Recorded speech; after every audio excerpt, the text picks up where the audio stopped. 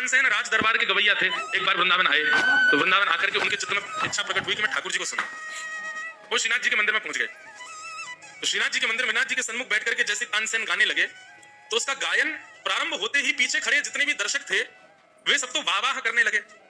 परंतु ठाकुर जी की सेवा में बैठे हुए गोसाई श्री विठलनाथ जी ने तानसेन की गायकी के समय ठाकुर जी को जब देखा, तुम्हारे जी वर्णन आता है कि तानसेन जब गा रहा था तो भीतर खड़े ठाकुर जी ऐसे खड़े थे और खड़े खड़े ठाकुर जी को झोंके आ रहे थे। ठाकुर जी आलस्य के कारण इतने ज्यादा ऊब गए उसके गायन से कि ठाकुर जी को नींद आ रही थी। ठाकुर जी रीझ नहीं रहे थे। गोसाई जी ने यह दृश्य देख लिया।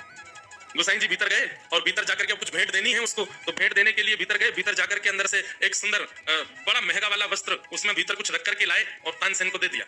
लो, तानसेन ने बड़ा बहुमूल्य वस्त्र देखा महाराज, बड़ा चिकना वस्त्र, बड़ा महंगा वस्त्र था वो, और उस वस्त्र के अंदर कुछ कठोर सा रखा था। तानसेन ने कहा बोले महाराज इतने राज दरबारों में मैंने गाया, इतना महंगा वस्त्र मैंने अपने जीवन में पहली बार देखा है। अब वस्त्र इतना महंगा है तो अंदर वस्तु तो पता नहीं कितनी महंगी होगी। जैसे तानसेन ने खोल करके देखा तो फूटी कौड़ी थी भीतर। तानसेन अचंभित होकर गोसाई जी की ओर देखने लगा, बस देखा, कुछ कहा नहीं। गोसाई जी बोले राजा महाराजा ये सब तो तुम्हारी वाहवाही करेंगे, रिजवार करेंगे तुम्हारी, लेकिन बाहर का कपड़ा बहुमूल्य है और भीतर फूटी कौड़ी है। इसका मतलब तुम्हारी बाहर की गायकी बाहर का लोक रंजन कर सकती है पर चित्त से नहीं गाते हो, इसलिए तुम्हारी गायकी से ठाकुर जी परमात्मा कभी नहीं रिझ सकता। तानसेन को बड़ा बुरा लगा, बोले कि मेरा तो अपमान सा कर दिया इन्होंने। वहीं पर पीछे घूम रहे थे श्री गोविंद दास जी, मतलब सेवकों की तरह घूम रहे थे श्री गोविंद दास जी। गोसाई जी ने कहा गोविंदा इधर आओ।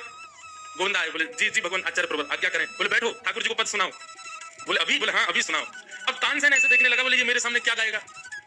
लेकिन गोविंद दास जी ने जैसे ही गाना प्रारंभ किया, गोविंद दास जी जो तानसेन को भी दिख रहे थे, कभी किसी को बैठाने के लिए अपने ही गमछा से पहुंच देते हैं, किसी को जल पिला रहे हैं, यहाँ से वहां घूमते डोल रहे हैं, सबकी सेवा करते हुए डोल रहे हैं, और गोसाई जी ने ऐसे ही बुलाया, बोले आओ आकर के ठाकुर जी को कुछ सुनाओ। गोविंद दास जी ने जब प्रेम उन्मुक्त होकर के गाया, बगल में फूटी कौड़ी हाथ में लेकर के बैठा हुआ तानसेन, उसके नेत्रों से अविरल अश्रुधार गिर रही है।